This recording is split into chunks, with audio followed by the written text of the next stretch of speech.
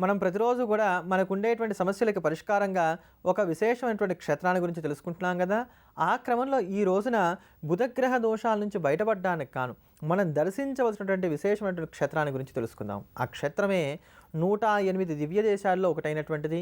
తమిళనాడు రాష్ట్రంలో సుప్రసిద్ధమైనటువంటి శైవక్షేత్రమైన స్వామిమలైకి కేవలం 5 కిలోమీటర్ల దూరంలో ఉన్నటువంటి వల్విల్ రామన్ కోయిల్. ఈ వల్విల్ రామన్ కోయిల్నే తిరుప్పులంబూదం గుడి అని కూడా పిలుస్తుంటారు. ఈ తిరుప్పులంబూదం గుడిలో ఉన్నటువంటి వల్విల్ రామన్ మహానుభావుడు చాలా విశేషమైన శక్తి సంపన్నత కలిగిన వాడు. ఈ స్వామివారిని దర్శనం చేసినంత మాత్రం చేతనే జాతకరీత్యా ఉండేటువంటి బుధగ్రహ సంబంధమైన దోషాలు తగ్గుతూ ఉంటాయని చెప్పని. సాధారణ జాతకంలో బుధుడు బాలేడు అనుకోని ఎప్పుడు కూడా తరచూ మేనమామతో తగాదాలు రావటం, చిన్నపిల్లలకైతే కనుక లెక్కల్లో వీక్గా ఉండటం, అదే పెద్దవారైతే కనుక కొంచెం నరాలకు సంబంధించినటువంటి ఇబ్బందులు ఏర్పడుతూ ఉంటాం, పదుగురితోటి తగాదాలు వస్తూ ఉంటాం, ఇవన్నీ జరుగుతూ ఉంటాయి. ఇలాంటి దోషాలు కనబడుతున్నాయి అంటే మనకి జాతకంలో బుధుడు బాలేడు అని తెలుసుకోవచ్చు. అటువంటి సందర్భాల్లో ఇప్పుడు మనం చెప్పుకుంటున్నటువంటి ఈ వల్విల్ రామన్ కోయిల్ కనుక వెళ్ళి అక్కడ ఉండేటువంటి మహావిష్ణువుని ఆరాధన చేసినట్లయితే ఈ దోషాలు తగ్గించుకోవడానికి కానీ ఆస్కారం ఏర్పడుతుంది. ఈ క్షేత్రం చాలా ప్రాచీనమైనటువంటి క్షేత్రం. రామాయణ కాలం నుంచి ఈ క్షేత్రం ఇక్కడ ఉన్నట్టుగా చెప్తారు. రామచంద్రమూర్తి సీతాన్వేషణ చేస్తూ ఈ ప్రాంతానికి వచ్చినప్పుడు ఇక్కడ జటాయు కనబడ్డాడు. రావణాసురుడి చేత దెబ్బతిని కొనబూపిరితో ఉన్నటువంటి జటాయువుని చూసి రామచంద్రమూర్తి అతని ద్వారా సీత జాడ తెలుసుకొని మృత్యుముఖంలో ఉన్నటువంటి జటాయువుకు ఇక్కడే అంతిమ సంస్కారాలు చేసి ఊర్ధ్వలోకాలకి వెళ్ళి సుఖంగా ఉండని చెప్పని ఆశీర్వదించాట. అందుకని జటాయువుకు మోక్షమును ప్రసాదించినటువంటి ప్రదేశం కింద ఈ వల్విల్ రామన్ కోయిల్ ఉన్నటువంటి తిరుప్పూదంబూడం గుడి గురించి చెప్తూ ఉంటారు.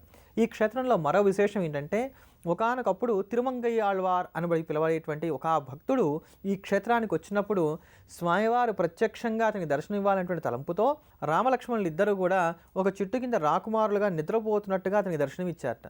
ఆళ్వార్ ఆయన గుర్తించినప్పటికీ కూడా నిద్రపోతున్న వారిని ఎందుకు నిద్ర లేపడం లే అని చెప్పని అటుగా ముందుకు వెళ్ళిపోతూ ఉంటే ఆళ్వారిని ఆకర్షించడం కోసం అని చెప్పని ముందు వైపుగా ఉండేటువంటి దారి ఏది అతనికి కనబడకుండా చేసేసరికి ఒక్కసారిగా వెనక్కి తిరిగి ఆ తిరుమంగయ్య ఆళ్వారు చూడగానే భవ్యమైనటువంటి ఆదిశేషుడి మీద దివ్యంగా నిద్రిస్తున్నటువంటి ఆదినారాయణ స్వరూపాన్ని చూపించగానే ఆళ్వార్ల ఆనంద పారవస్యంతో స్వామివారిని స్తోత్రం చేసి ఎప్పటికీ ఇదే స్వరూపంతో ఇక్కడ శేషసాయిగా ఉంటూ వచ్చిన వారందరినీ అనుగ్రహించాలని కోరుకున్నారట. అందుకనే నాటి నుండి కూడా ఇక్కడ ఉండేటువంటి స్వామి శేషసాయిగా మనందరినీ కూడా అనుగ్రహిస్తూ వస్తున్నారు. ఆ భవ్య దివ్య మంగళ విగ్రహాన్ని మనందరం కూడా దర్శనం చేసి మనకు ఉండేటువంటి సమస్తమైనటువంటి బుధగ్రహ దోషాలు కూడా పోగొట్టుకుందాం. ఈ క్షేత్రం చాలా తేలిగ్గా కూడా చేరుకోవచ్చు. తమిళనాడు రాష్ట్రంలో ఉన్నటువంటి సుబ్రహ్మణ్య క్షేత్రానికి కేవలం 5 కిలోమీటర్ల దూరంలో ఉన్న వల్విల్ రామన్ కోయిలే ఈ క్షేత్రం. ఈ క్షేత్రాన్ని దర్శనం చేసినట్లయితే బుధగ్రహ దోషాలు తొలగుతాయనటంలో ఎంత మాత్రం సందేహం లేదు. ఇటువంటి మరిన్ని విశేషాలు తెలుసుకునే ముందుగా సోమవారాన్ని పురస్కరించుకొని దారిద్ర్య దుఃఖ దహన స్తోత్రాన్ని శ్రవణం చేద్దాం. ఎటువంటి దరిద్ర బాధలు కష్టాలు లేనటువంటి సుఖప్రదమైనటువంటి జీవనాన్ని సాగిద్దాం. విశ్వేశ్వరాయ నరకాంతకతారణాయ కరుణామృతాయ శశిశేఖరధారణాయ కర్పూరకాంతిధవళాయ జటాధరాయ దారిద్ర్యదుఃఖదహనాయ నమః శివాయ గౌరీప్రియాయ రజనీశకలాధరాయ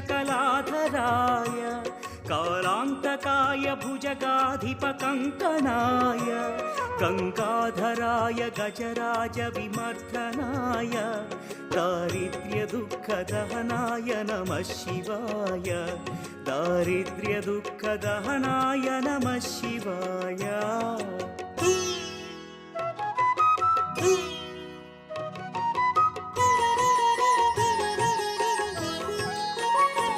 భక్తప్రియాయ భవరోగభయాపహాయ ఉగ్రాయ దుఃఖభవసాగరతారణాయ జ్యోతిర్మయాయ గుణనామ సుమృచ్చకాయ దారిద్ర్యదుఃఖదహనాయ నమః శివాయ చర్మాంబరాయ శవభస్మవిలేపనాయ फालेक्षणाय मणिकुण्डलमण्डिताय मञ्जीरपादयुगलाय जटाधराय दारिद्र्यदुःखदहनाय नमः शिवाय दारिद्र्यदुःखदहनाय नमः शिवाय.